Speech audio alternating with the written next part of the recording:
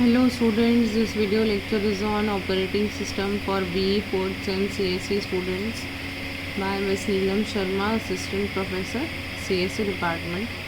इसके previous video lecture में हमने नॉन कंटिन्यूअस मेमोरी एलोकेशन के दो पोर्शन देखे थे। पहला देखा था पेजिंग, जिसको हम सिस्टम व्यू बोलते हैं, और दूसरा देखा था सेगमेंटेशन, जिसको हम यूज़र व्यू बोलते हैं। पेजिंग में फिक्स साइज ब्लॉक्स में डिवाइड करते हैं हम मेमोरी को, और सेगमेंट्स में हम वेरिएबल साइज़ के ब्लॉक्स बनाते हैं मेमोरी में अकॉर्डिंग टू द सेगमेंट्स।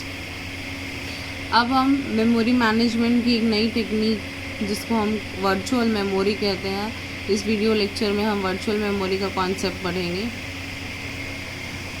तो सबसे पहले ये देख लेते हैं कि वर्चुअल मेमोरी क्या होता है। Virtual memory is a technique which allows the execution of processes that may not be completely in memory. This main visible advantage of this scheme is that user programs can be larger than physical memory.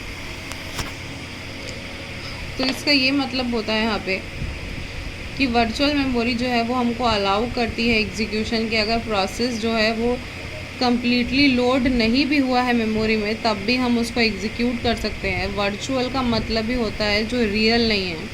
तो अगर आपका programme physical memory जो है computer की उससे बड़ा है, तो भी वो उसको स्टोर कर लेता है कहीं, जो उसके पास छोटा मोटा जो भी स्पेस रहता है उसके अकॉर्डिंगली, उसको वर्चुअल मेमोरी बोलते हैं।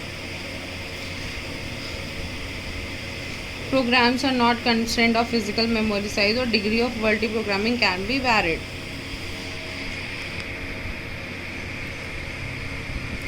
Virtual memory is not easy to implement and many substantially decrease performance.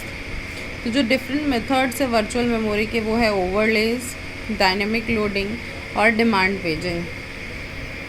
तो सबसे पहले हम ये देख लेते हैं कि ओवरलेज क्या होता है।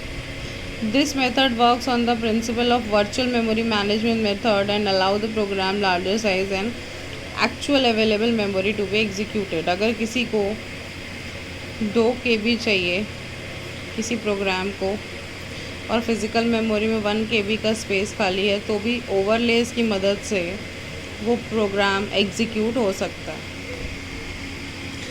With this method, only those instructions and data required at given instant are placed in the primary memory.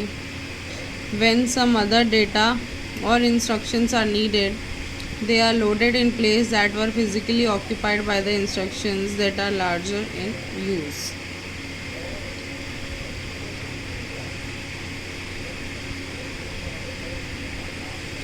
Actually overlays में क्या होता है, ऑलरेडी कुछ चीज़ें मेमोरी में लोडेड रहती हैं, तो अगर हमको हमारे प्रोग्राम को वो पहले से लोडेड चीज़ों की भी ज़रूरत है, तो वो आधा ही प्रोग्राम को लोड करता है और आधी चीज़ें जो पहले से अवेलेबल है मेमोरी में उसको यूज़ करके वो एग्जीक्यूट कर देता है। और इसी कॉन्सेप्ट को हम dynamic overlays virtual memory concept भी कहते हैं।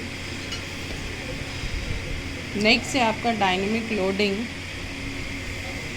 For execution any program there is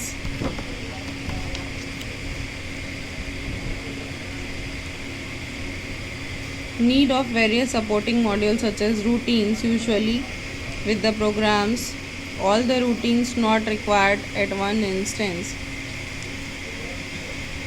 इसमें भी वही होता है कि आप जानते हैं कि हमको प्रोग्राम एग्जीक्यूट करने के लिए हम डेटा स्ट्रक्चर में पढ़े हैं, सी में पढ़े हैं कि हम डिफरेंट सब रूटीन्स जो होते हैं वो हम मेमोरी में लोड करके रखे रहते हैं ताकि हमारा प्रोग्राम इजीली एग्जीक्यूट हो जाए। तो वो सब रूटीन जो है वो पहले से लोडेड रहते हैं मेमोरी में, और जब हमारा प्रोग्राम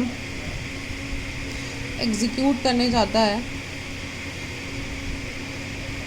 तो वो लोडेड सब रूटीन्स का यूज़ करके पूरी जगह ना घेरते हुए उस सब रूटीन्स का यूज़ करके वो एग्जीक्यूट करता है।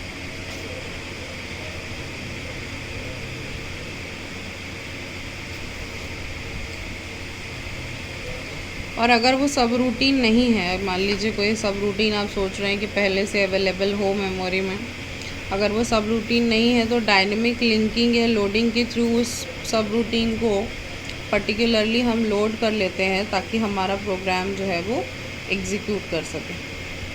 एडवांटेज ऑफ डायनेमिक लोडिंग ये है, जो अनयूज रूटीन्स हैं वो प्राइमरी मेमोरी में आ जाते हैं और वो भी एग्जीक्यूट कर लेते हैं।